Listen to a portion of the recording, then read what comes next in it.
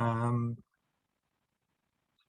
welcome everybody. It's good to have you at my Step Up workshop. Really, I did this on the back of a poll I did on LinkedIn a few months ago, where I was asking about what the biggest challenges are for people sort of stepping up from manager into becoming a director. And I got over 30,000 views of that poll. So it was obviously a big thing that a lot of people were thinking of. So I thought, well, actually, let's go away. Let's put some ideas together to actually, from my perspective of what I've really been working with, business owners and directors for some 30 odd years now. I've been involved with them. What I've learned of the biggest lessons to actually make that transition from, an employee manager mindset into a director and potentially, a business owner mindset going on into the future. So the agenda of what I'm going to be covering today is here. So I'm trying to cram pretty much everything into an hour and a half. Please excuse me if I do run over a few minutes. It's the first time I've done it, so timings are always a little bit difficult until you've actually done it in action. It will be recorded, so if you do have to shoot off any time, so you will get a recording provided to you. And so if you put your on mute, if that's possible, otherwise I will mute for you. And then at 11:30, if those that do need to go need to shoot off, I'll be doing the question and answer session at the end. So please, if you've got any questions, I will be asking for a bit of sort of interaction with you through the chat box. So if you can put anything that you've got in the chat box, I'll just sort of type it in there. So you should all know where your chat boxes are at the moment. So if you do want to sort of put answers to my questions in the chat box. There are a lot of people on this, so I'm not probably going to be able to sort of do all of the answers right as we go through. If you do want to actually engage with me and you can't stay for the Q&A session, then please send me an email. So as you're going along, just open up your inbox, set me up as a to send the message to, just put big step up in the message, and then as we go through you can ask me any questions you want, and then over the sort of the weekend I'll get back to you with my answers, and if there's anything really specific, then I'm quite happy to sort of perhaps arrange a Zoom call with you and talk about it on a one-to-one basis. So that's the chat box and that's the email. So for those that haven't met me before, I know there's a lot of you out there that I've met over the years and know a bit about my background, but I've been part of ActionCOACH now for some 15 years. Prior to that, I was a chartered accountant. Both my parents owned businesses. So I've pretty much grown up in the sort of small business world, sub 50 million turnover world for some 30 odd, well, 40 years actually, because I think I was about 11 when my parents started running their businesses. While I've been coaching, I've won a number of awards. Lucky enough last year to win Coach of the Year award, which was fantastic. And I actually took the lockdown last year, although I didn't actually stop work, to actually write my third book, which was The Great Game, which is really about, I love golf, and I'm bringing the similarities of playing the game of golf into the business world. And I'm very much looking that, for me, business is a game. It's a game we play, we want to win it, but we have to set what winning actually is in our own mind. So if you are interested, that should be published and out on Amazon probably in the next 3 or 4 weeks. Was based on my father's story about how we survived this roller coaster ride of growing our businesses, and Profit Builders was my 11 key strategies on how to actually generate profit within our businesses. So I'm enjoying writing books, But the big thing for me is helping clients to actually win their game of business, whatever that game might be. And one of those key things within that is to actually grow our businesses and grow our teams and get the teams around us to actually step up, take responsibility, and actually help drive the business forwards. Because I always say to the business owners that I work with, you're not the person that's going to drive your business to where it needs to be. You've got to build a team of people around you that are going to actually help you achieve that. So actually getting people to step up to become, real, what I would call directors, whether that's in title or just in name, doesn't matter. It's about the responsibilities that you get when you move up. So my first question to you guys really is, some of you are already directors, some of you are looking to be directors, but why do you want to be a director? What is it that is sort of driving you to actually achieve that? So if you do want to just put on the chat box, I will be looking over here because my chat box is off on to my right. Just type in there what is it for you? If you have become a director recently, what was it that made you want to be a director? If you are looking to be a director, what's that sort of little voice in your head saying that is that drive to actually to make you want to step up and do that? So just take a few seconds, just whatever comes to mind, just type something in the chat box while I just make sure there's no one else that's stuck.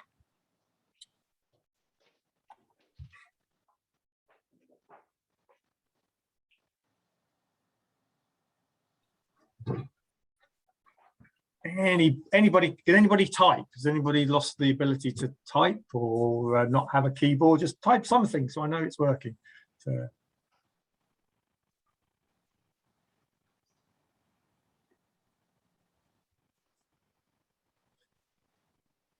okay, so progressing career to the next level. Yeah, that's good. Yeah, financial benefits. Yeah, that's generally a big one. Career growth.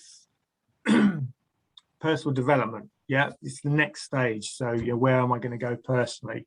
And some recognition. So brilliant, this is good. That's more like it, guys. To be a leader, actually to see yourselves actually leading others and passing on our experience, influence, control, helping other people to move up. So these are generally the key things that I've come across. Is there's a money aspect. We want the recognition. See it as a challenge to step up to the next level. I've been playing at Little League. Now I want to play at Major League. Personal growth. What can I actually achieve? Have a little bit more control. So these are all the drivers that we're looking for as to what it needs for us to actually step up to where we want to be. Also needs to be passion, a passion and a vision of the future. Because one of the big things that I think, if you want to step up to become a director, is actually you want to help build a better business. Okay, we need directors that are actually looking at building a better business and therefore they can achieve more out of that business than they would do and influence the building of it than they would do if they were just an employee or a manager. Because when we think about being a director, we've got to start thinking about, well, what is a director? What is a director there to do? And my view of that is, a director is just a custodian of a business. You're there to look after that business through your tenure.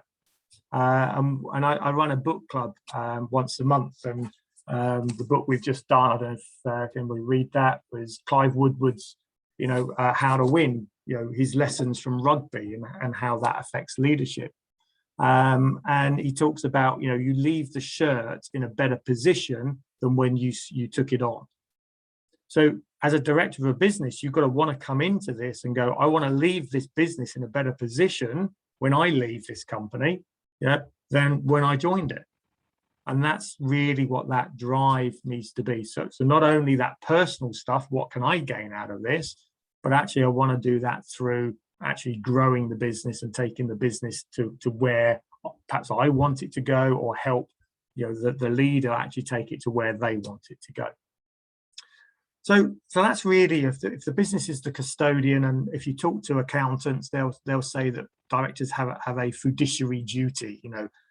We have this sort of duty to the numbers and what actually makes the business work. Now, I went in and did some research, and on Companies House there are actual 7 legal duties that a director takes on board when they have the director title. And when I read these, my initial thoughts were, these are all a bit woolly. Yeah.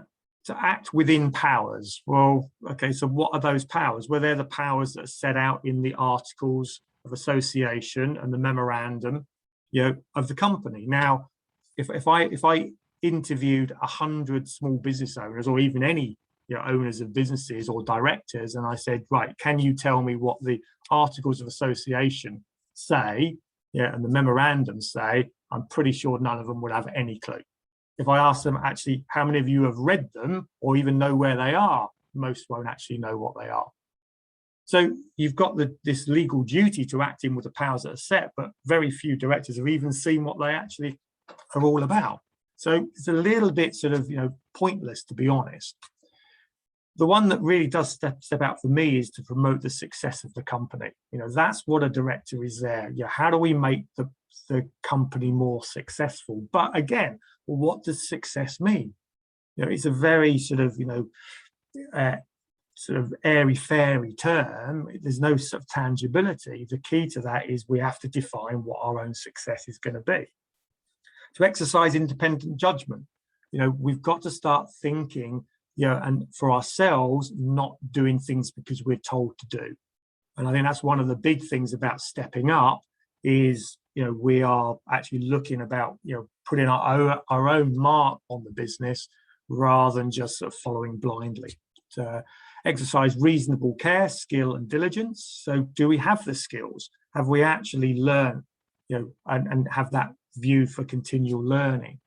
To avoid conflicts of interest. So we've got to do things that are in the interest of the company rather than our own personal interest. And, I think sort of 6 and 7 were put in there probably back in the day where there was a lot of corruption within business and brown paper bags that were going through. And so, we shouldn't accept benefits from third parties, or if we do have sort of certain interests, it's our duty to declare them. So when I read this, I thought, well, that's fine, but it doesn't really, if you're becoming a director and you read those, it's not really giving you much guidance to what you really should be, doing and thinking in order to actually carry out the role in the best possible way. So I like to look at it in a slightly different way and say real responsibilities of a director, and I'm looking at this might be a single director, or probably in the context I'm coming at is more of a board of directors, is directors really, have got to understand what the core values of the company are, to really set those and actually champion those values, because those values will last long after any one director has actually left the organization. So their values should be there before you come in, and they should be there after you've gone. So if you're coming to becoming a director and you don't know what the company values are, then you've got a problem, because how can you champion the values of the company if you don't know what they are? And there should be a purpose. There should be a why does this business exist? What is it trying to achieve in the greater world? So generally speaking, purposes are set by the leader. So if you're working for a founder who started the company, they should have a clear purpose of what they're trying to achieve with the business. If it's multi-generational, that might have been set previously, but it can change. So one of the great purposes was from Sony back in the 1960s, which was to change the way people perceive shoddy Japanese goods. So that was in about 66, 67, that was set. By the time we got into the 80s, the late 80s, they'd achieved that purpose. About 20 years should be the length of time it takes to actually deliver on a purpose. After that, what we have to then do is reset another purpose. So the new leader needs to take it to the next level. And this is where businesses such as Woolworths, Blockbuster, Toys R Us, you find these big companies actually disappearing, not because they were bad businesses, but because they've just lacked purpose. Their purpose has been met and the world has changed, and they're not able to then reinvent themselves and move forwards. Then we come down to a shorter sort of vision, and we're now looking at the BHAG. So if anybody's read Jim Collins' Good to Great series of books, BHAG is the big, hairy, audacious goal. So this is something that we're aspiring to achieve, the vision, for the next 3 to 5 years, that sort of compelling purpose or compelling vision of what where we're going. And a lot of that in a business will come down to the numbers. What's our sales target? What's our profit target? What markets do we want to be in? Where is this business actually sort of going within itself, and how we're going to monitor it? Then we come down to our 1-year targets. Now, this is going to be around the budgets and the forecasts. So, so financially now, we're starting to get into the real nitty-gritty of the numbers within that business and where is it actually going.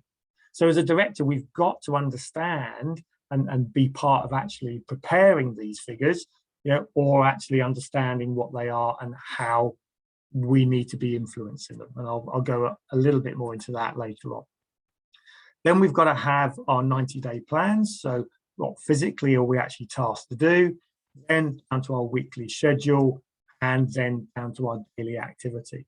Now, a lot of this, if we're really directing, we're actually managing and providing accountability and solving problems while other people do the work. As a director, we should be directing, not actually acting. A director directs the actors.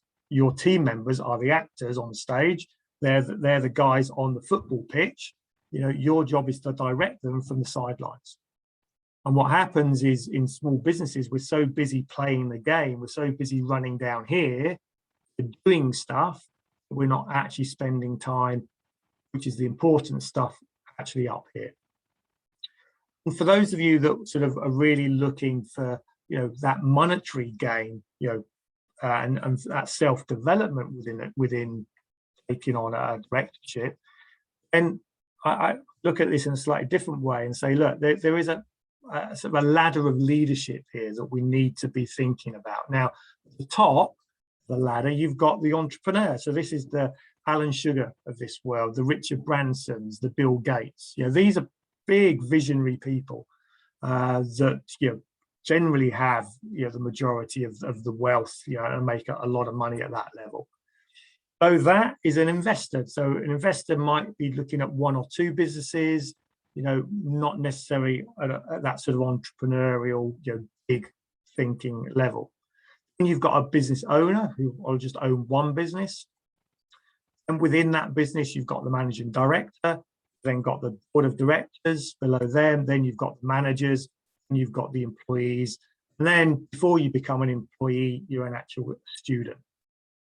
So if we look at this in the way that these people sort of earn money, and why they earn more money as we go up the ladder, because of the way that we think.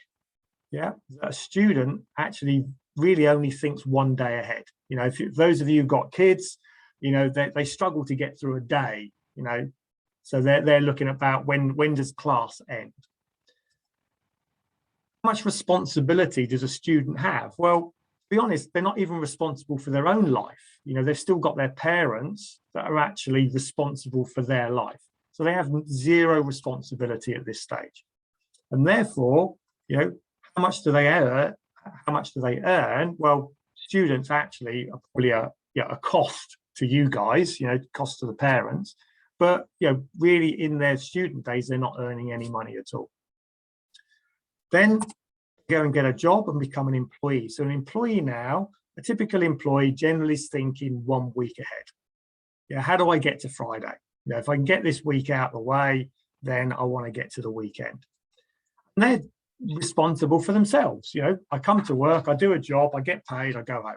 So, and a typical employee, will earn, could be a range, but I've just sort of said, 20 to 30,000 pounds, to do a job for that level of thinking and that level of responsibility.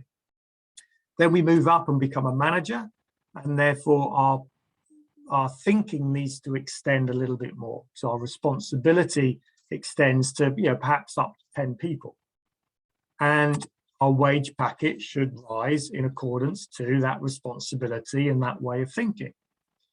And we move up to becoming a director, and a director now should be thinking a year ahead, set about doing the annual plans, and be understanding how they work. We might be therefore looking after 20 people. Now we'll have direct reports of less than that because we'll have managers, but the overall team we're responsible for could be around about 20. So we'll be earning a little bit more as a director. Then we become a managing director, and our time frame that we should be thinking should be 1 to 5 years. We should have our 5-year goals that we're actually working toward. And the managing director will be responsible for the whole organization. And actually, extending that, it's responsible for customers, it's responsible for suppliers. It could be a little bit responsible for the local community as well. So it's starting to get a little bit wider, perhaps, into the sort of stakeholder mindset, that it's more than just the team within the organization. So as a managing director, we should be earning a bit more money, because we're taking on that more responsibility, but predominantly because our ability to think further ahead should be stronger. As a business owner, we're probably looking at 5 to 10 years ahead, potentially for our own exit strategy. How are we going to leave this business in a good state so when we disappear, the business can continue? And a business owner could be responsible for hundreds of people, and that would be that extended outside of the organization stakeholders. And business owners, because they take the risk, their reward is commensurably higher. And then when we're talking about investors are in it for much longer periods of time, 10 to 20 years, and they could be responsible for thousands of people, and they can be earning millions of pounds. And true entrepreneurs, really sort of, potentially earning far more money than they could ever spend, because their time frame in which they're working and the number of people they're responsible for is so much more. So if we do want to move up this ladder, we've got to start understanding that it's more about how we think, than how we actually act. So this is more doing, this is more thinking. We've got to make sure that there's certain things in place to actually allow us to move up and take on that more responsibility, but have time to think and plan and actually have the skill sets that we need up here. And this journey, this can take, they talk about 10,000 hours, which is really 5 years of continual learning, 10,000 hours to actually go from one to the next. So 5 years as a student before you become an employee, 5 years as an employee before you become a manager, 5 years as a manager before you become a director, 5 years as a director before you become an MD. So it could take 20 years to go through this cycle. Some people, it's forced on them a lot quicker, so therefore the learning is a lot quicker. But a lot of people I see in director level here is they might have the title, they're still acting like an employee and a manager because they haven't had that learning and they haven't had that discipline to actually know what it takes to step up. So understanding this, there then becomes a bit of a scary fact, that if we look at businesses and say what percentage of businesses actually from startup survive 15 years. Okay, from the moment they start, 15 years later, what percentage of businesses do you think actually survive? So just if you can quickly, just type a number into the chat box there. So, if you think it's 5%, just type 5, you don't have to put the percentage sign. 1%, 10%. God, there's some very skeptical people here. So 10%, 8%. Less than 5%. Well, I'm going to surprise. Normally people put a lot higher figures, but we're down around about the 15, 20%. You know, this was a statistic that was done, you know, a number of years ago. And you know, you can see there that over the years it's stayed, you know, the fallout rate is very high. You know, 40% survive sort of 5 years, so 60% fail.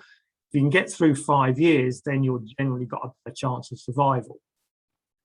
So you can see there, sort of, you know, 15 years, about 20%. The really interesting statistic after that is of these people that can survive over 5 years, how many actually get more than 5 million turnover? Okay, that actually grow to a size where, you know, they can, you know, sort of pretty much sustain themselves year on year on year after that. Because I would say that 5 million target is where, you know, you've got a, you know, a really self-sustainable business. Below that, it's generally reliant on 1 or 2 people working really hard to keep it going. And yeah, the sad fact for this is, you know, of all the UK registered companies that have been going for more than 5 years, 75% of them actually turn over less than 250,000. So they're basically one-man bands. You know, these are jobs that people have. Another 20% actually are under a million turnover. So that's 95% of businesses will never get past a million turnover. 1 to 5 million is 4%. So actually those people that type 1%, when I asked how many survive, actually were right in a slightly different way, that only 1% of businesses that are started actually get to this sort of 5 million mark. And, you know, one of the key reasons I believe to that is, you know, is about the fact that at 5 million, you need to have a team of great directors working with you, because one person cannot build a £5 million business on their own. They need good people around them. And often it's their inability, you know, to actually build that team of directors that actually holds them back. So a lot of people look at why businesses don't grow, you know, and there's what I call the growth myth, which is, oh, we can't grow because we don't have enough cash. You know, I can't find the right people. We don't have the right customers, you know, or it's the government, you know, it's COVID, it's, you know, it's a lot of excuses and blame as to why we can't grow. Now, I've looked at people, you know, for say for 30 odd years, you know, and without question, the number one reason why businesses don't grow, they don't get to where they should be, is because the leadership in that organization is not commensurate with that growth. They don't have the skill at the top of the ladder in order to do that. Now, you could say, well, that's, you know, one person. It's not, you know, because no one person can take a business to more than 5 million. It's that one person's ability to build a great team of people around them to take it to that next level. Every single business I've seen that has gone to 5 million plus is there because of the team of people that it has, that it's got there, no one individual. So your company needs you. You know, if you're there as a director already, you know, it needs you to perform at a higher level of directorship. If you're looking to come up and you want this, then it needs you to be the best director you possibly can be, because great companies need great people. If you read any autobiography from anybody that's successful, they will always say, I got here because of the people around me.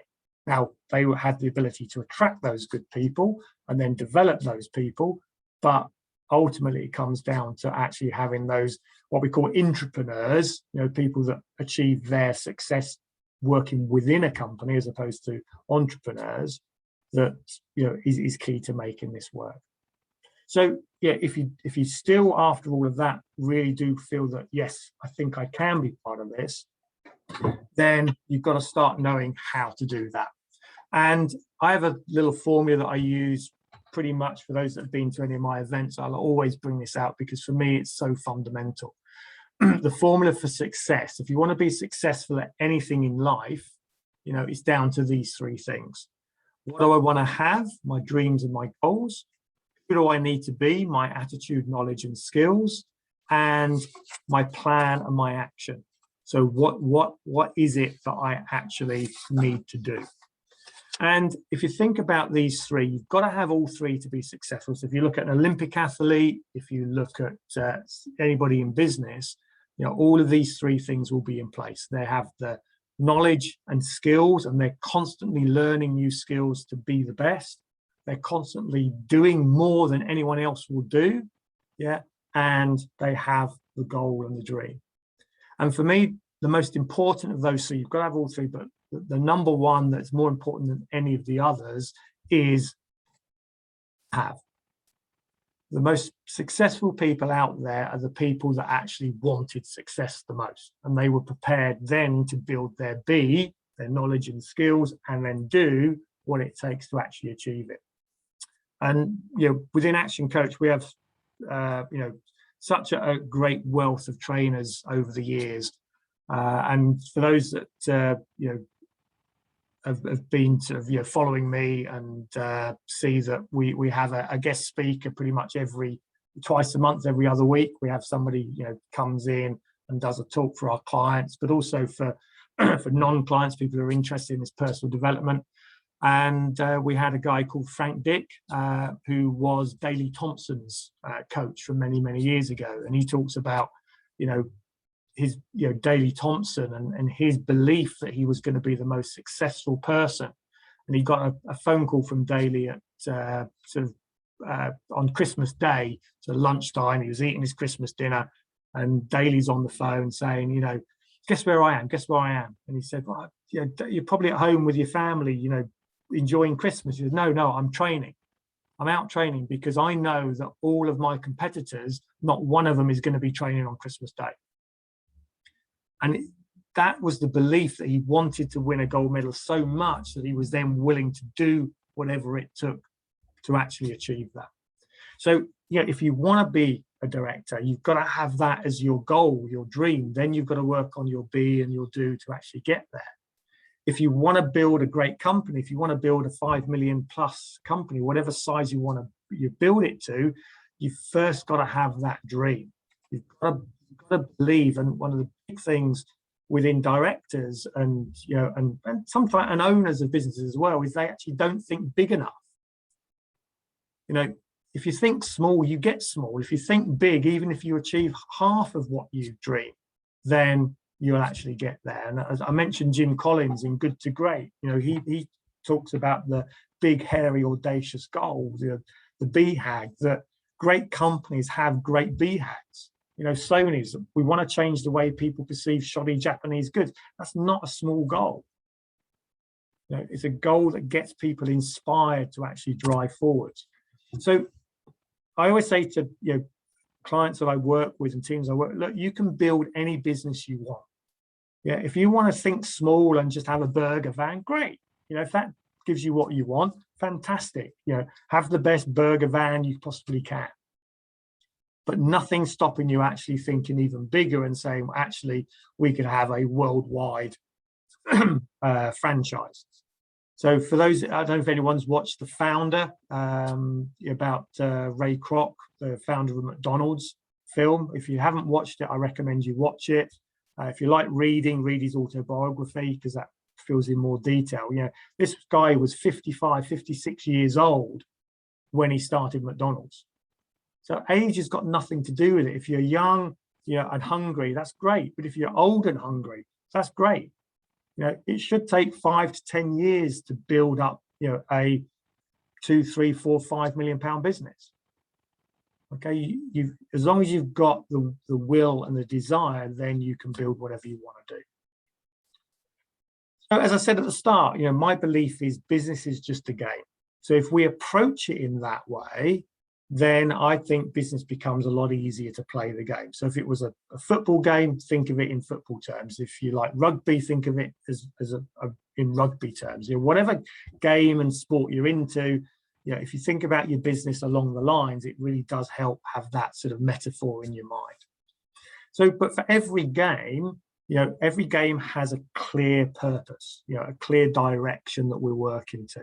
And often in business, we forget that. We're not sure really what it is. But, you know, my definition of the game of business is, is to create value to our customers at a profit to the owners while keeping the stakeholders happy.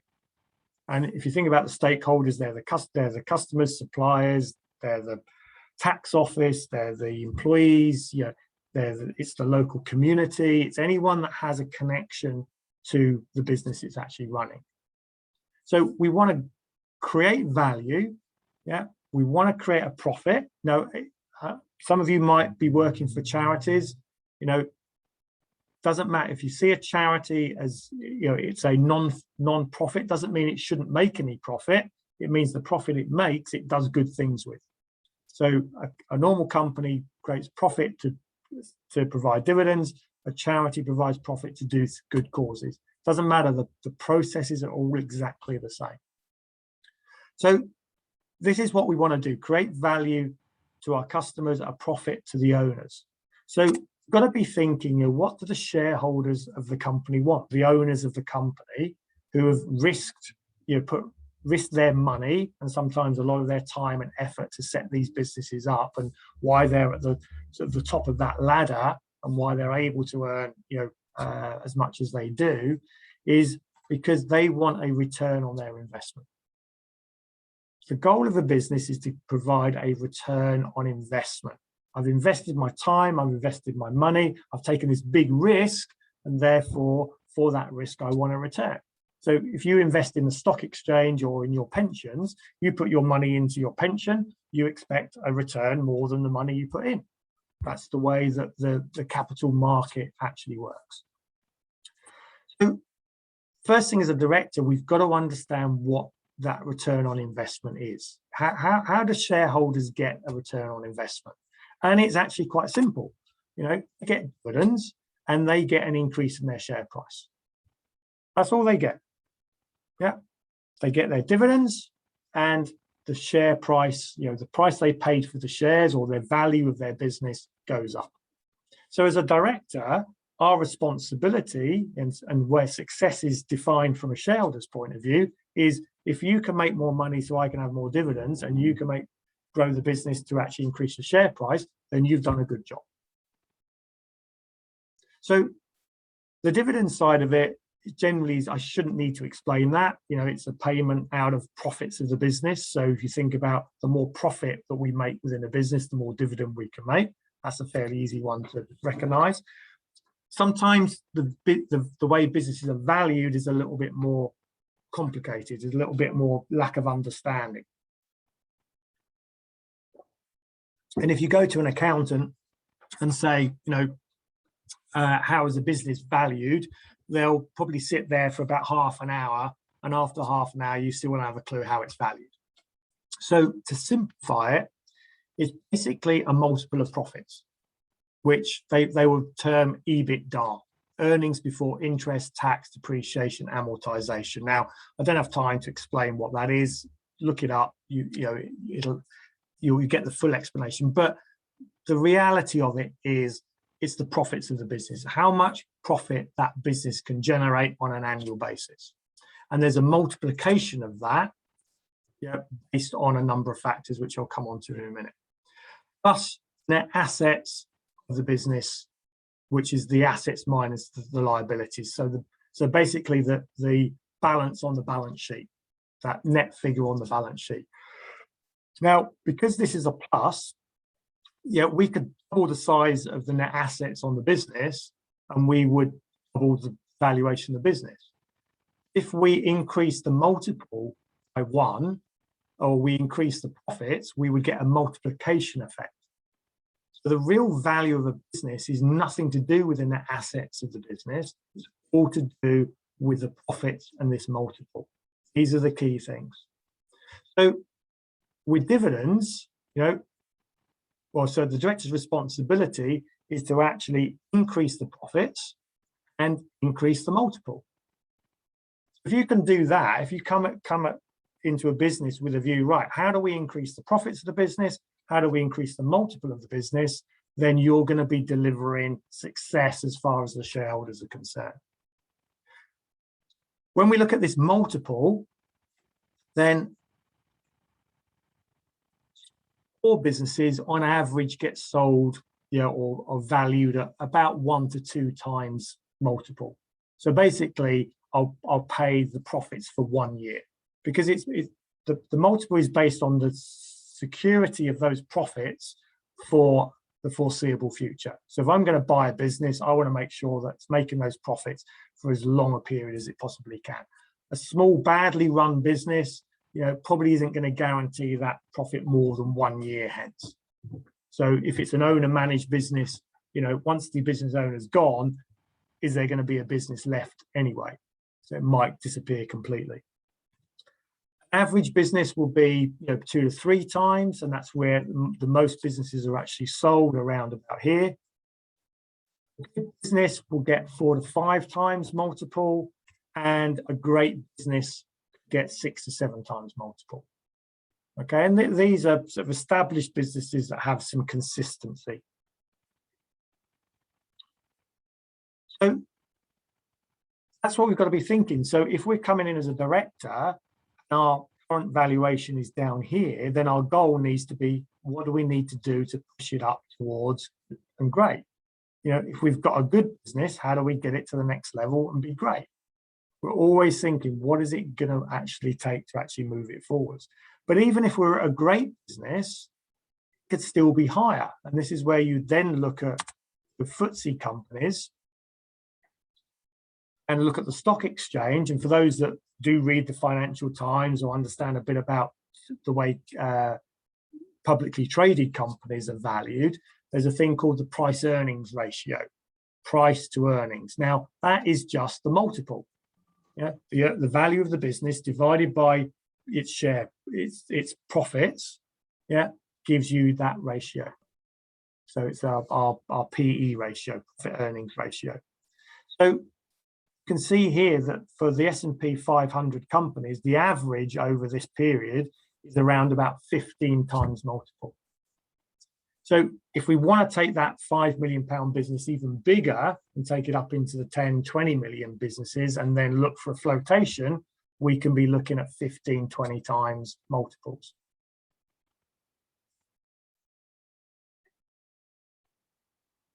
Thank you very much. Victoria's let into the building. So those.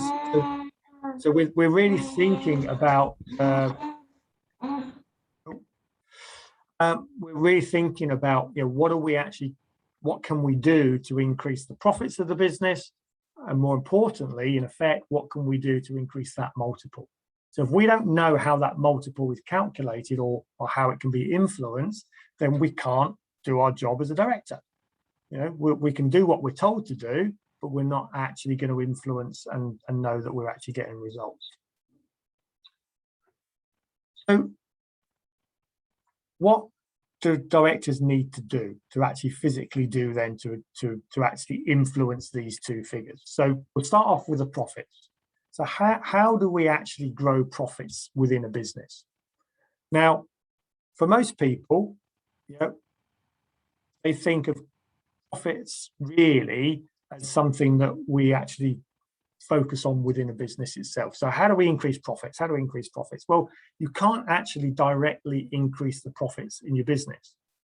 What you can do is work on what we call the 5 ways, the 5 key factors that will actually influence profit once you multiply them together.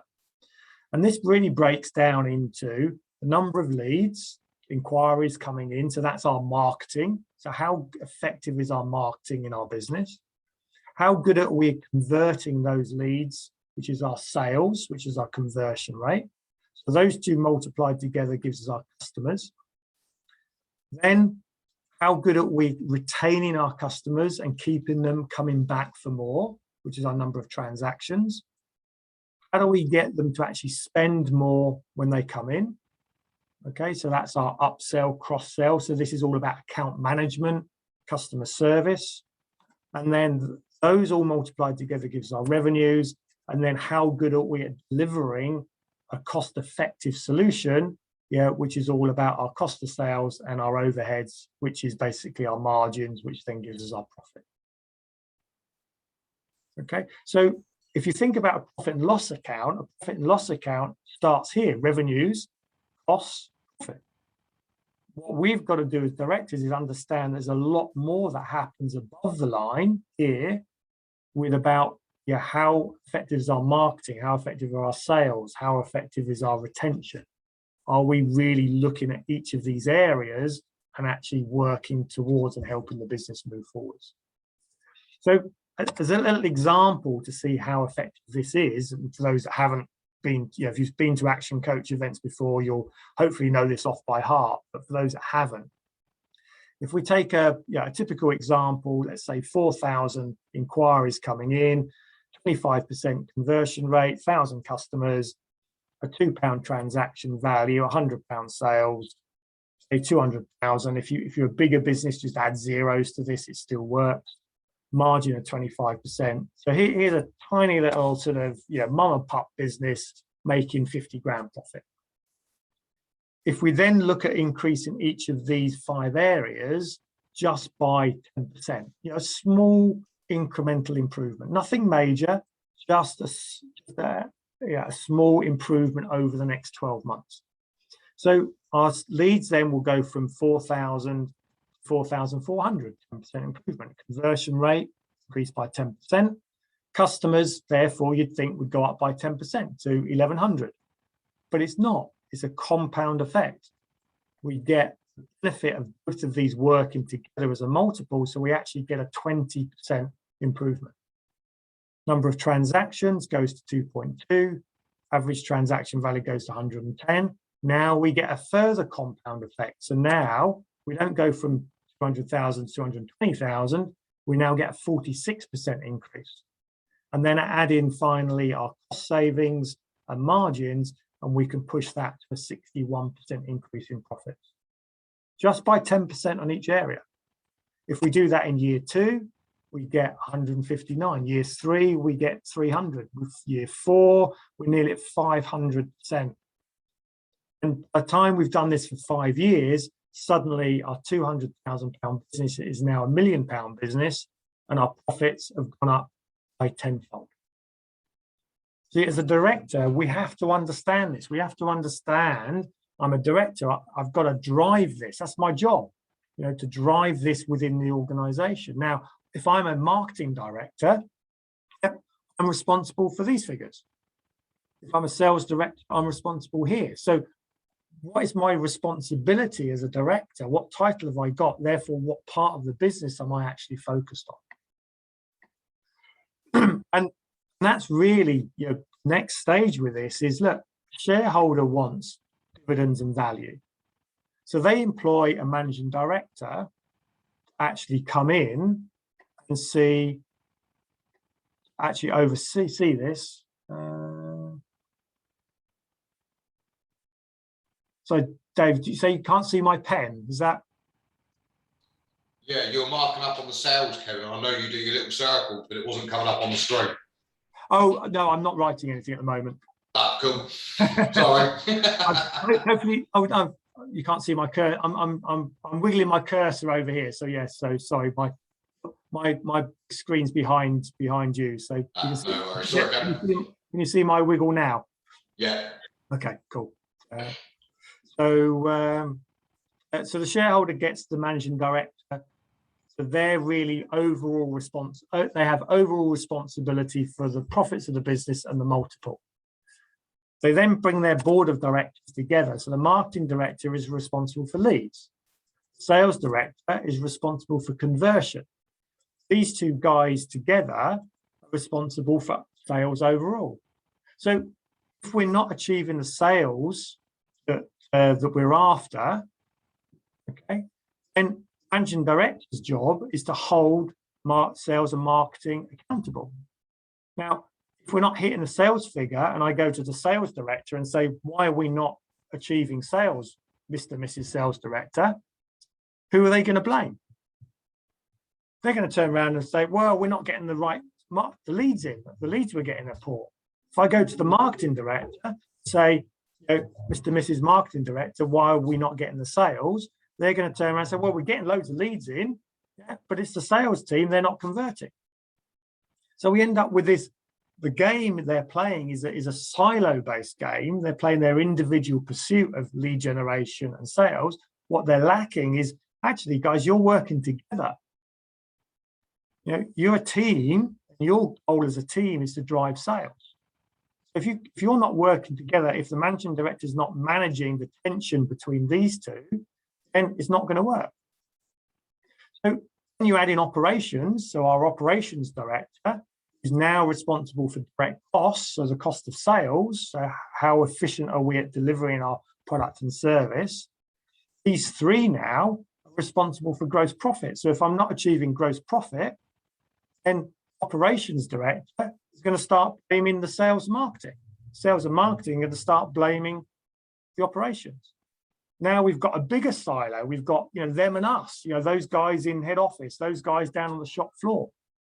So the managing director has got to now manage relationships between these people. Again, if we're not aligned to what the overall goal of the business is, then we're going to infight till the cows come home, but we're missing the big point that, look, all of our job here is to drive value and return on investment for the shareholders. Then you add in the finance director, who adds another complication because they're responsible for the overheads and the cash flow and the balance sheet of the business. So between them now, they're the team now all responsible for net profit. You can see how they could, if we're not aligned as directors, we're going to have this infighting between us, all trying to achieve our own personal goal, but missing the big goal of the business. And I akin this to a football team that, you know, if you come in and the football team don't understand that the purpose of the game is to win the game, you know, the strikers are just trying to hold the ball and score. The midfield are just trying to hold the ball and not do anything with it. And the goalkeeper is just trying to save the ball. They're doing their own individual games well, but they're not actually working together as a team. And then the one that most people then forget is HR. That, yeah, every board of directors should have an HR director. Now, it might not be a full-time HR director, but it needs an HR director because their job is to ensure that the people and the happiness, which drives the longevity of the business. So think about the stakeholders. Yeah, it's more than just profit and value. There is a corporate social responsibility for the organization as well. So as they get to bigger, this often can get forgotten about and left out and needs to be brought back into an organization. So you can now see that whatever position, you know, as a manager you're stepping up into, you know, you're taking that responsibility of that level. You've got also the responsibility of working with your team in order to be clear what that big goal is. You know, where are we going to be? What's our 1-year goal? What's our 5-year goal? What's our 10-year goal? You know, if we don't understand that, then we end up just, you know, doing what we've always done, which is not, in my book, directing. So increasing that, so that's how we increase the profits, you know, and that shouldn't be a surprise to anybody. You know, I think looking at it in the 5 ways will be a different way for most of you to think about it, but it shouldn't be a surprise. So how do we therefore increase the sort of profits of the business? So increase the multiple. Now, the multiple is based on the certainty of profits over a period of time. So the more certain those future profits can be, the better. And there are 4 ways we can actually increase that profitability. Okay, it's four key areas that we can focus on to actually increase that multiple.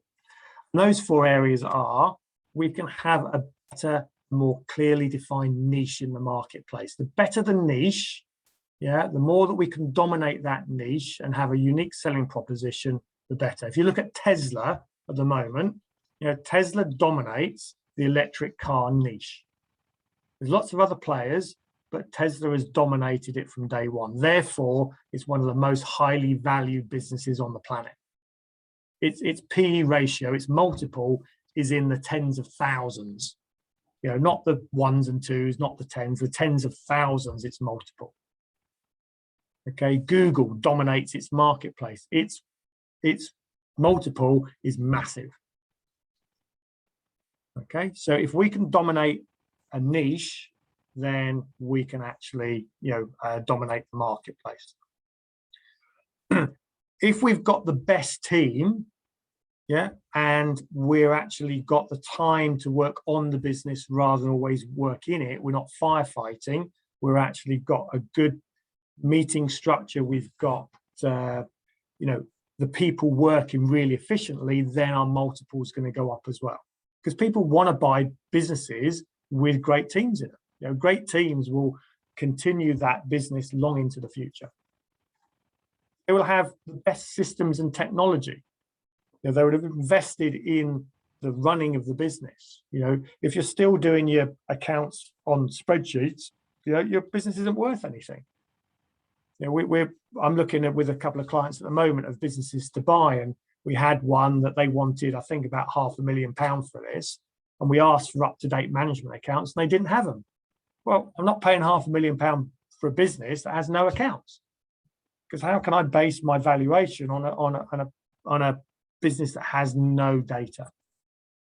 And finance and key performance indicators. So I want to be seeing, are the numbers there, are the key performance indicators showing that this business is effective and efficient in every single area. So just like we had, each of the directors has a responsibility for an area for profit, each one has a area for improvement of the multiple. So sales and marketing, have to take the responsibility for ensuring we're in a clearly defined niche. HR and the whole team should ensure that we've got the best people. Operations should ensure that we've got the best tech. And finance should take responsibility for the key performance indicators. So if we look at each of these then, our USP, how unique are we? Some of the most valuable businesses out there have really clearly defined USPs. Innocent Smoothies was sold for, I think 50, 60 million. Google, the value of Google, the value of Apple, these companies dominate their space. So if we can dominate our space, now it doesn't have to be on a global scale, dominate your space in your local area. Dominate your space in your industry, in your local area.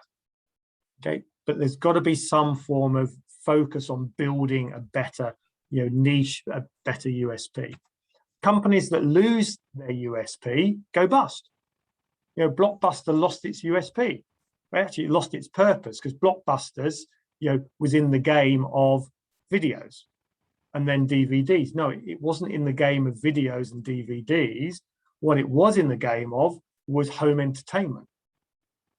The problem with that is the market moved to a streaming service, so they forgot that they had to change their game in order to keep up. And so Blockbuster should have become Netflix. They had every opportunity to become Netflix. Woolworths should have become Amazon, because Woolworths was a store where you went to buy everything. So why didn't Woolworths become Amazon? Because the directors, the leaders, lost sight of their purpose, which is to maintain their niche. They got too caught up probably in profits of corporate, mumbo jumbo, and they weren't able to adapt. So all of these companies, they, even what would have been a great company 10, 20 years ago, have the risk of dying because they don't actually keep up with their niche. People and time, great things in business are never done by one person. It's about building a team. So how are we building a team and how are we spending our time? So one of the key things as a director is, because you're moving out from being an employee and a manager where you're in doing the work into a thinking role, a directing role. So if you think about directing sort of here, what happens is we get distracted by not urgent, not important stuff. So urgent in things are things that have to happen today. There's a consequences of not doing them. An important thing is something that's helping us achieve our goals. Now, the reason most people are bad at time management, is because they're not bad at time management, they're bad at goal setting. They're not clear what their number one priority is and therefore they lose focus on that priority. They get easily distracted doing other things, or they get deluded in the fact that they're doing urgent stuff, but it's not important. It's not important to their goals, what they're trying to achieve. So they delude themselves by being busy, and generally this is because most people are nice people, busy doing other people's work. They're fixing other people's problems.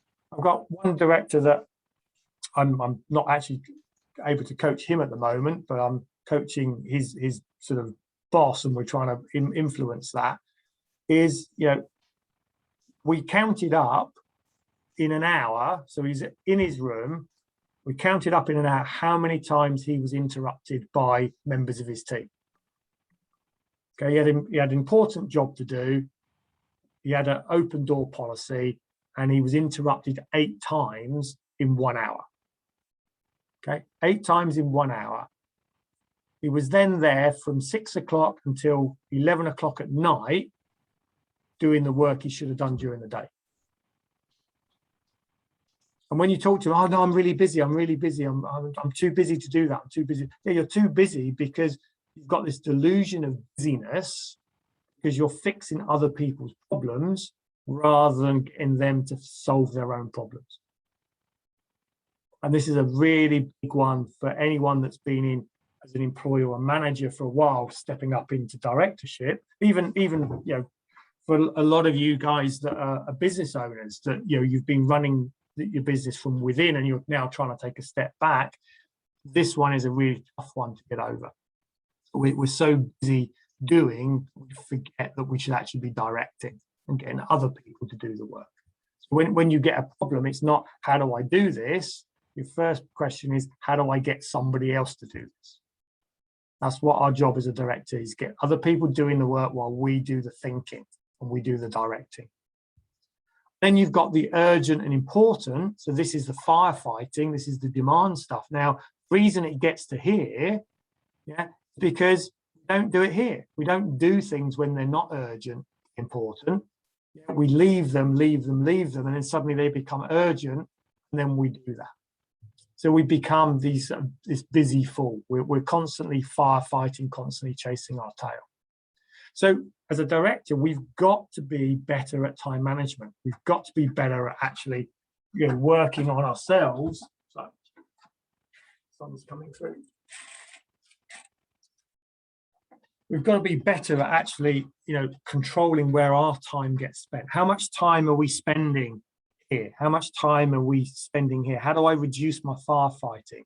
Get rid of all the distractions that possibly come across my desk, and my delusion of being busy doing other people's work rather than doing my own. Okay, so there's a number of techniques that we teach that we can help with to actually, make that happen. So once we've got mastery of our time, then we've got to start understanding how we build a team. And this is another skill. If you've not built great teams before, then how can you be expected to actually know what to do? You've got to learn these skills of building. Now, most people learn to build great teams through trial and error. Yeah, and that's where I started. When I was back in my accountancy days, we took a startup business to 36 million in 6 years. We end up employing 400 people. We made a load of mistakes. One mistake, bringing a general manager in, I reckon cost about 2.5 million. Okay, £2.5 million and 18 months wasted by employing the wrong people.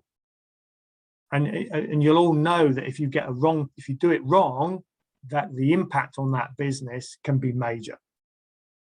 One rotten apple can actually destroy the whole organization. So we've got to learn the skills of how do we recruit well.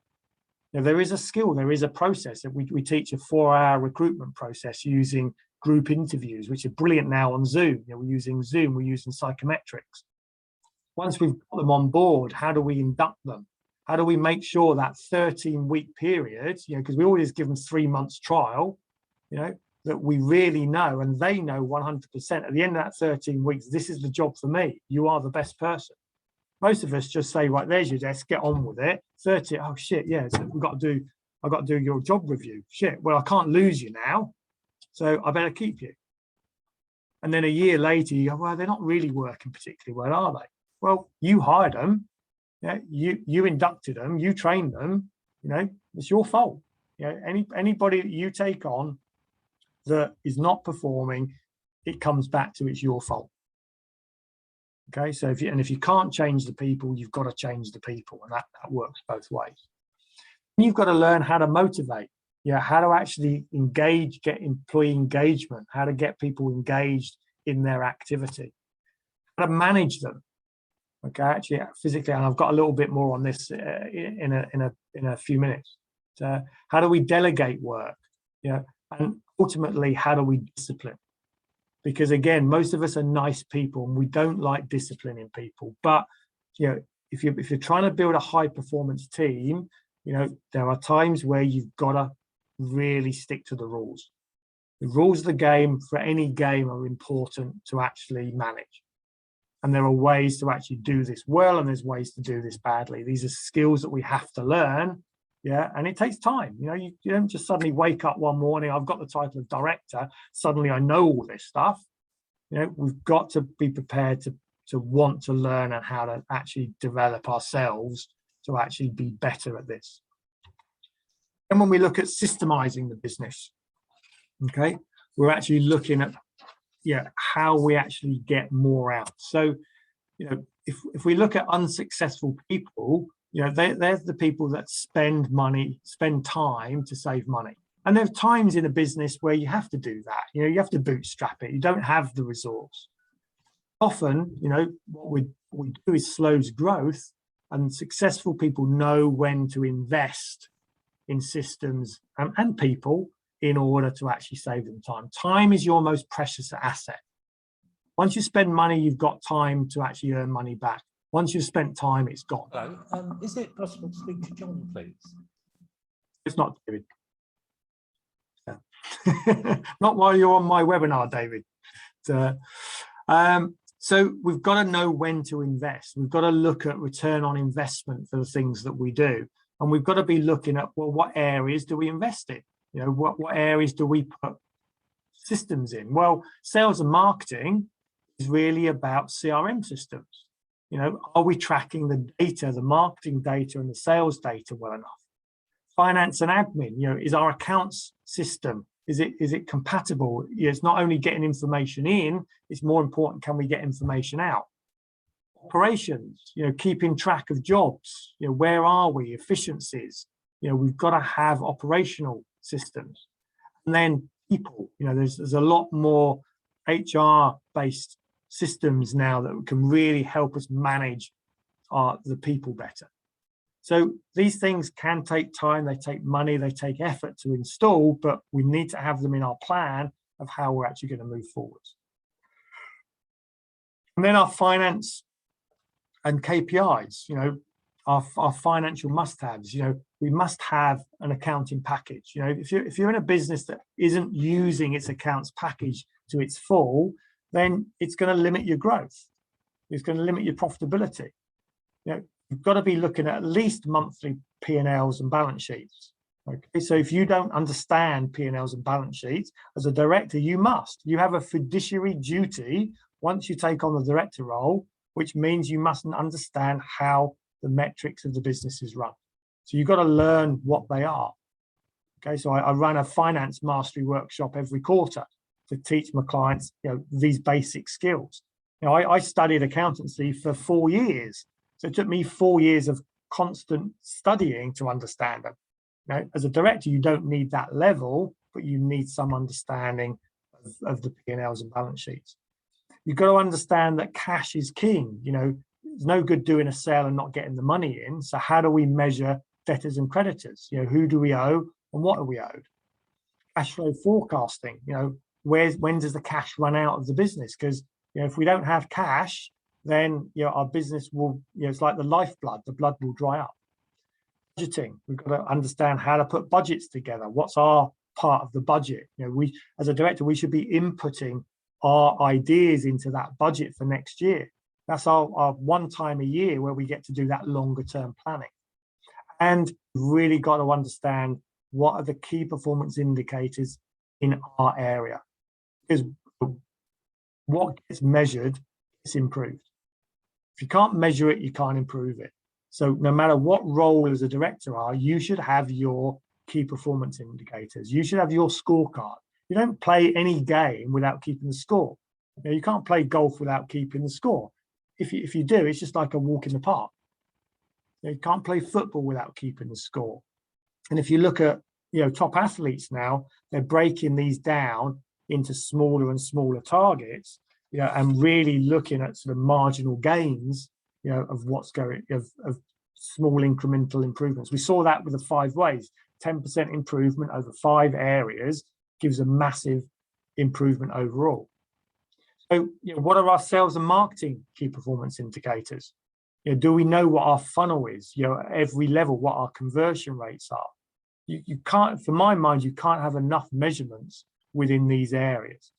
If it's operational, it's some on time, on budget, on spec. What are our KPIs around each of those? Because that's what we're managing. We're not managing people, we're managing the numbers. If your team understand the numbers as well as you do, then they will do what it takes to actually be better. People want to improve, people want to perform, but if they can't see what performance is, then it's like playing football and not knowing the score until 6 months after you've played the game.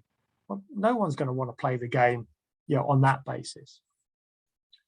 And even people, what's our sick level, absenteeing level? What's our engagement level? One of my clients, they do an employee satisfaction survey pretty much every month. How are we feeling at the moment? And we track that graph. And if the trend starts to go down, we know there's something we need to deal with it.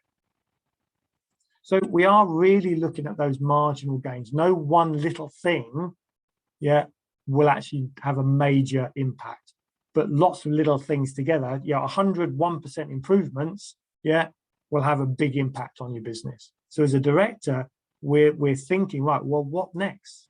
What do I need to improve next? What part of my team, part of the organization do I need to influence to get that extra bit out? And if you want to read more around this, read anything on the Olympics. The British Olympic team is an epitome of this over the last 20 years of how we've taken this level of mindset into sport. So that's really what we need to do. They're the physical activities, work on the profitability, work on the multiple, and you can come up with strategies around all of those. The other thing is more of an internal, it's more the soft skills. So if we want to be a great director, if we want to be a great leader, we've got to work on ourselves. We are our number one asset with this. And this, for me, for those of you that said, it wasn't necessarily about the money, it was more about the personal challenge, the personal growth of why I want to be a director. This is what this is all about. There's a guy called Jim Rohn, an amazing motivational speaker, and he said, don't become a millionaire for the £1 million, become a millionaire for the person you become earning £1 million. The journey is where life is. There's only one destination that you're all going to retire at some stage, and you're all going to die. Your journey for the next however many years, and hopefully it's many, many years, the journey of continual learning is where the fun is in life. So the ability to step up from a manager to a director, and potentially to an MD, and even potentially to be that entrepreneur, to take some ownership, to take some stock and shares in the business in which you work, is about the growth that you have as a person, rather than necessarily just the outcome of earning a bit more money at the end of the day. But when you are a leader, it does feel often like herding cats. I know those people that are there, you're trying to manage these people that have got their own criteria, they're maybe only looking a day ahead or a week ahead, and you're trying to look a month, a year ahead. It very often can feel like this. So this very much comes back to, really, how do you manage? How do you actually sort of manage other people? And we have a little thing within ActionCOACH called being above the line or below the line. If we're below the line, we live in blame, excuses, and denial. It's always somebody else's fault. If we're above the line, we take ownership, we hold ourselves accountable, and we take full responsibility. And it's like growing up. As children, children are blissfully unaware most of the time. Then they learn how to blame others, make excuses, and that's that teenage years. And ultimately, we're training them as our kids to become adults, and take ownership of their own life. So if we look at the team that we're actually managing, if we feel like we're managing, because we're managing childlike behavior. A child has to be told what to do on a daily basis, because it's thinking. Kids generally don't even think a day ahead; they're thinking by the moment. So if we've got that level of team, then we've got to understand that we have to manage them. So if you're running a McDonald's restaurant that employs 16 to 18-year-olds, then you have to manage those people. You have to look at what they do on a day-to-day basis. McDonald's is the most systemized business out there. There's a 3-page instruction guide on how to wash lettuce. You will do it this way, and if you deviate from that way, you will be in trouble. That's high-level management. And you can run a business on that basis, but it has its limitations. We all want to be dealing with adult behavior. At this level, we can just delegate things to other people. We know it's going to get done. We know they're going to take ownership of it. Life is brilliant. I turn up on a Monday, I tell people what to do. And by Friday, when I come back, it's all been done perfectly. If I've got people at this level, then that's fantastic. But rarely is that the case. Most of the time, we've got people that are moving up and down here. They're showing some adult behavior, but sometimes childish behavior. Therefore, rather than think it as leadership and management, think of it as moving up into a director role is you actually becoming their coach. You have to coach your people. Now, some people are going to need more coaching, and some people are going to need managing directing coaching, and some people are going to need leadership coaching. It's all going to be slightly different depending on the type of person and the type of situation. So you've got to become more adaptable in your style. You've got to be able to show leadership qualities. You've got to be able to show management qualities, down to the nuts and bolts, sometimes the bigger picture side of things. So this is where the skill comes in. This is where the learning comes in. That, right, does this person need management? Does this person need leadership? Where's their weaknesses? What do they need to actually perform at their best? Or do I need to get rid of you? If they really are not the right fit, then I need to help you leave this organization, because there's no point in keeping people that aren't performing, because they won't be happy and you won't be happy, and therefore the organization won't be happy. So getting the right people on the bus and getting the people in the right seats and then keeping them motivated is really your main role as a director. As an employee, you're doing the work. As a director, you're directing others so that you can get more out of a group of people than you ever could yourself. And the other skill that you've got to learn is communication. Because communication is the oil in the machine. So if the company, the business is the machine, your communication is the oil. Too much communication, too much oil in a machine will mean it will clog up and it will go slow. Too little communication and it will start to dry out and sparks will fly. So you've got to look at how often you're communicating. If there's too much communication, then perhaps you're slowing things down and people are going, oh, geez, another meeting. Why am I here? Death by meeting. There's a great book by Patrick Lencioni on that one topic. What is it that's actually, stopping me from, communicating across? So the right amount of oil in the machine is key. So the right amount of daily meetings, reviewing yesterday, 15-minute toolbox talks, bang, impact, weekly. No more than an hour. What happened last week? What's our plan for this week? Fortnightly, departmental heads. What are the bigger topics we need to be talking about? Monthly, review of the month. How are we doing towards the 90-day plan? Quarterly, annual. These are all key things that we need to actually be thinking, what is that structure that we need in place in order to get the right amount of communication through our organization. Get this wrong, and the business will suffer. Get it right, and the business really will motor. Again, these are skills that we have to learn. It takes time, it takes effort. We've got to learn the right way of doing it rather than just the way it's always been done. So every meeting that we hold must have a clear purpose. It's got to have an agenda. We've got to be clear who's going to be at those meetings. When are they going to be? What's the best time for them to be? The best location. And then how do we hold it? How do we chair it? How do we run those meetings? Because I guarantee every single one of you has been in a meeting that you've thought was a complete disaster, complete waste of time. So if you're holding those meetings, if people are thinking about your meetings in that way, then you've got to change it, and you've got to find the best way to actually hold them. And the real key to great communication is knowing yourself, really understanding your style, because everybody has a different style of management, a different style of leadership. And we use a very simple system called DISC.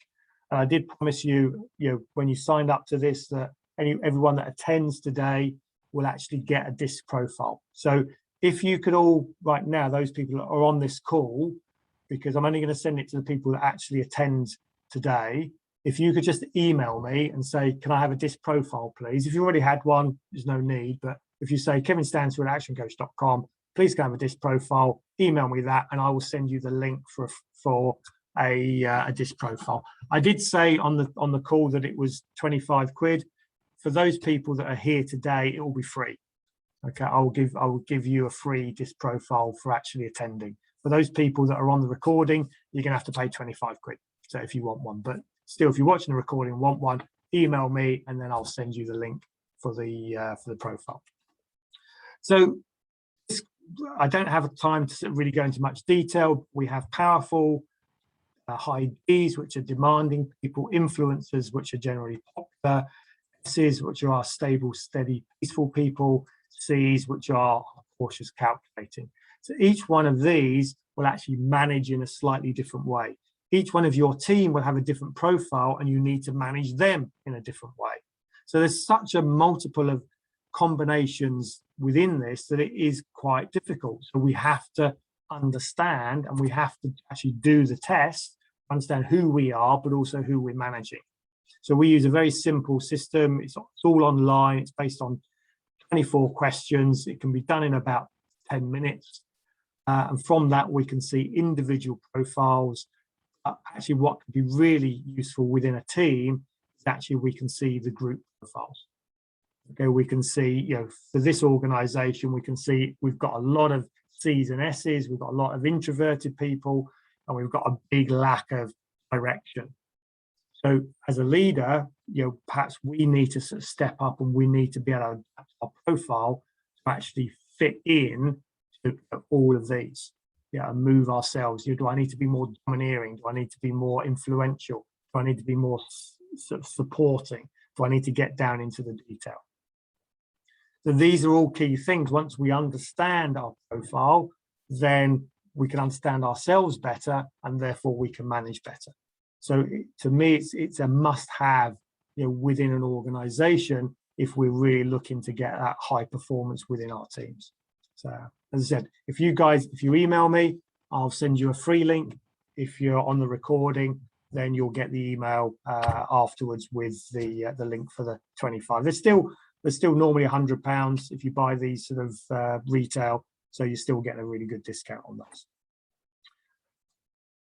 So final couple of points, because we're sort of virtually to time here. As I said, I will be doing question and answers after this, and I will be, for those that like what I've talked about and really want to perhaps bring some development within their organizations or want to develop themselves, I will be talking about a 6-month step up program that I've put together as well. So if you do want to stay on, please do stay on after 11:30.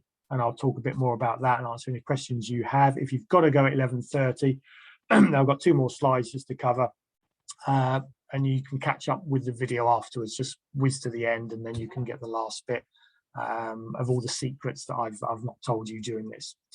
So finally, one of the key things within being a director is the ability to plan. Who fails to plan plans to fail.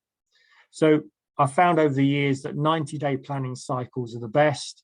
Having clarity what the goal is for the quarter, what the key performance indicators are, what the strategies are, who does what, by when. So it's basically, we use a little Gantt chart. This is just in an Excel sheet, which is really setting each quarter, what is it that I want to do? What's the important stuff to me? What are my priorities? Because when you get into battle, when you get into that day by day, week by week, this often goes out the window. So if you haven't got something to refer back to, you start to lose your focus, and you find you're not making the progress you should be making. So every director really should be working. You understand they're part of the 90-day plan they are, and working towards it, or have their own 90-day plan. And it's no good, again, blame, excuse, and denial. Or we don't have a 90-day plan in the organization. Well, okay, the company may not, but it doesn't mean you can't have one. Okay, it just gives you that time, half a day, once a quarter, set down, what are my objectives? What do I want to achieve? How am I going to measure it? How am I going to get it done? The final part really is, you are your number one asset. As a director, if you are going to move up that ladder, if you do want to have more responsibility, if you do want to have more personal growth, if you do want to have more income, then the more you learn, the more you earn. You've got to have this mindset. And Clive Woodward, in his book, he talks about sponges and rocks. He says, I want a team of sponges, people that absorb knowledge, that have a craving to learn more and do more. Rocks get to a certain stage, they say, oh yeah, I know this. I've been doing sales for years. What can I learn about sales? I've been managing people for years. What can I learn about managing? Successful people in any field are always going, I know a lot, but I've still got a hell of a lot to learn. And they have this craving for knowledge. So, if you do want to step up, be clear what your goals are, what do you want to achieve? And, great directors build great businesses. You've got to make time to work on the business. Time is your most precious asset as you move up that ladder. That's why Richard Branson spends most of his time on his island, because time to think is more precious than running around fixing things. So you as a director, you've got a team of people to do the fixing. Your job is to do the planning and the goal setting. Make sure there's clear responsibility of who owns what. Look at the profit and loss account, look at your organization. If you're one director, make sure you understand what the other directors are doing. This is a team game, it's not a solo pursuit. You've got to learn how to play the game and score the game. Okay, your key performance indicators are your best friend, they really are. And you've got to learn how to build a great team and lead them, communicate well to them, and dedicate to continual learning and planning. So thanks very much. It's been great to have you all here. As I said, I'm going to stay on for at least half an hour. So if you do want to stay on, for those that need to go, then please do shoot off. So I will record the final bit until we leave. If you have attended, I will do this 37-page disc profile for you, and send that through. For everyone else, say it will just be a small investment to get your copy. And I'll let anybody that does need to shoot off. Thank you very much for your attendance. If you have liked it, please do leave me a review on LinkedIn. It's always great to have those. And hopefully we'll see you again at another event that's coming up in the future. So for those that want to stay, I will please unmute yourself and please ask any questions that you might have, and then I will tell you a little bit about the 6-month step up program that I'm planning as a result of what we've covered today. So.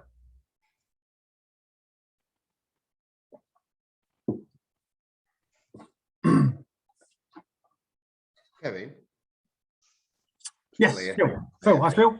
How you doing? Yeah, I good. think you touched on something particularly for me. You said you've done some courses recently on basically P&L side of things. So I'd be interested in coming along to one of those next time. Yeah.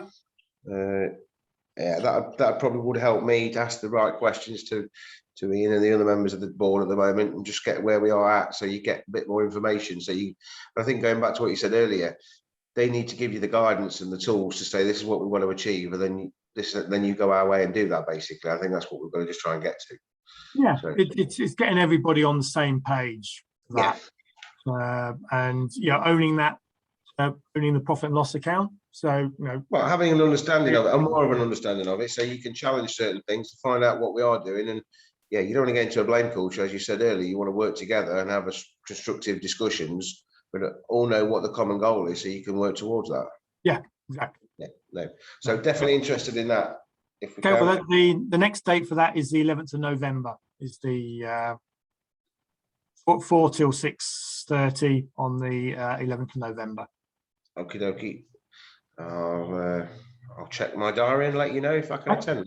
You get my Monday email. I get the link anyway. But no, that would be definitely. And also, actually, I'll just run through just quickly. So for those that do think yes, they would like a little bit of help and support in stepping up, the workshop I'm planning is going to be over 6 months, and there'll be 6 parts to this. So it'll be 6 2-hour sessions once a month, and it will be covering time management. So really, what are the tools that we need to get control of the time, how to set goals, how to do those 90-day plans that I showed, what key performance indicators you should be looking at, how to set the rules of the game, motivation of people. So looking at the psychology of motivation and what needs to be in place to actually help with that, how to build meeting structures, agendas, what the planning should be, and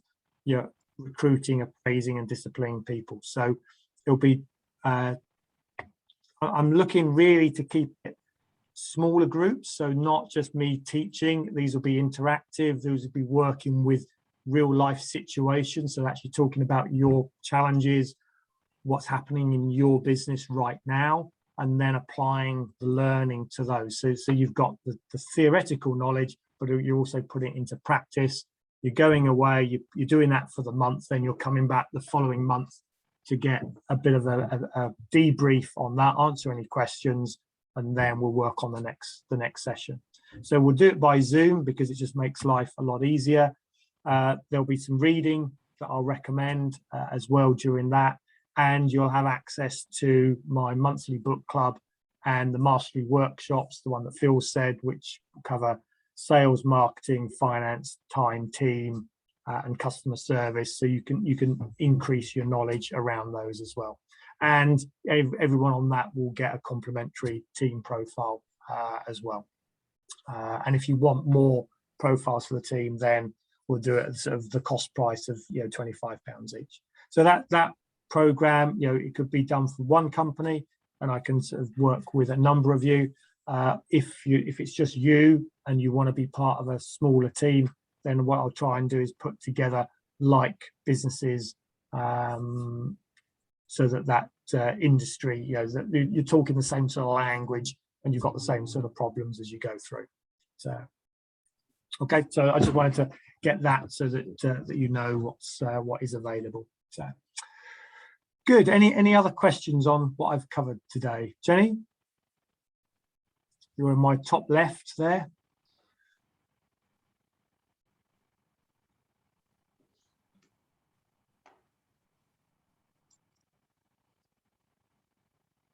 So it's uncomfortable silence as people try and find the unmute button.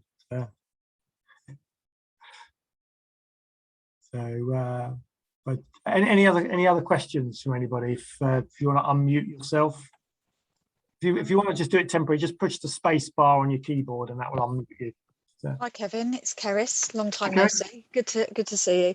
I am in, so my role is Quality and Regulatory Director, and it's a department that we created 6 months ago, and all my department is seen as is a cost centre.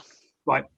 So I was quite interested to look at your slide about who's responsible and how you bring in value to the overall business. And that's something I'm struggling with at the moment, is to obviously we have to meet certain legislation.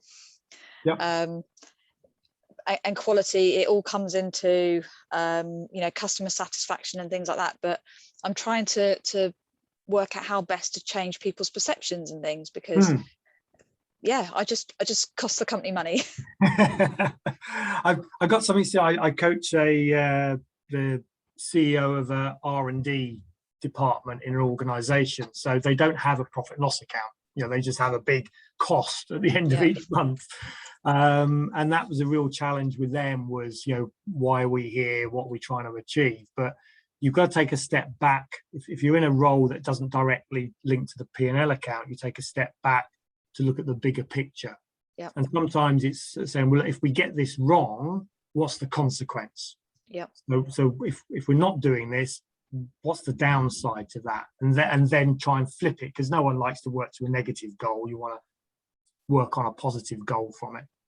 So it's almost a case of sitting with your other directors and actually saying, look, the value of this business, if we get this right, this is the positive impact we have on the business. And then bringing your metrics around that. And that's the difficult one. It takes a bit of time to do, but if you can find the metric that can reinforce success with what you're doing, success and failure, then you've got something to work towards. Okay, that's really good, because most of what we do is picking up mistakes where processes haven't worked and things like that. So how to turn that around into a positive. It takes a bit of time, but we have a similar issue with HR. HR is a difficult one because there's no profit related to it. Therefore, you've got to bring other stats in, such as absenteeism, motivation levels, and find another measurement that shows that if we do it well, then this is what success looks like. No one likes playing a game that they don't know what winning looks like. Therefore, your job is to find what that is and work on that. Okay. Thank you. Cool. Good, Jenny. I saw you'd unmute yourself. Oh, I can't hear you. So the mic's not working. Don't you love technology? Good. Anyone else? I see we've got a few blank screens, so I'm hoping they're not just people that have switched the screen off and have gone off to make a cup of tea and done something else. Matt. No, don't worry. That was just to reassure you more than anything that we're still here and listening. That's good. You never know. It's like, they've all buggered off to pretend to be on the call because they were told to. But thank you for it, though. I appreciated it. Good. Anything that stood out for you? No, I mean, I come from a military background, so I've done sort of 26 years as a senior naval officer. Well, not all the 26 years as a senior naval officer, but a lot of it. And it's a different world out here, but there's an awful lot of similarity, I think, particularly between my style of leadership and direction. And I'm now a director of a company, having been brought in, and every day's a learning curve. I think I found it interesting about the comments about the profit and loss. I've been very lucky. Our financial controller is very good, and our non-exec is a financial specialist as well. So that's made that sort of understanding for me a lot easier. I've come very much from a capability program management background and warship driving, which isn't really conducive to understanding accounts. And you're right. I think that understanding that and unlocking that has been the single sort of biggest eye-opener. The planning piece is interesting. We're at a point where to move forward, we've got to grow, but to grow, we need to move forward. And it's that classic catch-22 for the scenario whereby you need more people to be able to take on the jobs, but you need the jobs to be able to afford the people. Yeah. So we're just trying to unlock that at the moment, which is entertaining, shall we say. So yeah, it was good though. Thank you. I appreciate it. Good. And I will be taking you up on your analysis. That'll be fascinated to see what that looks like. Yeah, certainly. You will. I think you'll, with a military background, when I've done it with ex-military people, they love it. Because they can see it so many times in their sort of past life as well as the current one. Have you read Andy McNabb's book, The Good Psychopath? Yes, I actually know him. You do? Okay, it's a fun. Yeah. Oh, if you ever see him, just say I read his book. I loved it. I thought it was a really good insight. Yeah, he's an interesting character. So he has changed quite dramatically from when he left. Right. In a good way. Yeah. As a lot of the guys do. How can I put it? I think his later sort of work and his later take on life is a far more rounded perspective than maybe he had when he left. Yeah, I think that I got from the book that there was a bit of a turning point. He understands himself more now, why he does things, and so I did relate to it a lot. Cool, good. Well, I'll pass that on, Kevin. Thank you very much. Good. Anybody else? Who else is? Any other questions? If not, I will assume that everyone's got everything they need out of it, and I'll bring it to a close. So, if you are interested, I will follow up with some feedback. And I think where's my last slide? Yeah. I'll send an email to everyone with a bit of feedback. Just let me know what you thought of it. If you know anyone that, I'll probably run this again because it was very popular, and I'll do another version of it. But please do take the recording, send it out, and if anyone is interested in the 6-month program, then more than happy to have a chat on that. If you want a bit more detail of what it's going to be, but it will be fairly bespoke, so I can tweak it certainly if you want it in an organisation. For your own sort of directors and managers, then I'm happy to do it that way. So otherwise, enjoy the rest of your Friday, have a great weekend, and hopefully I'll see you again soon. Thanks, Kevin.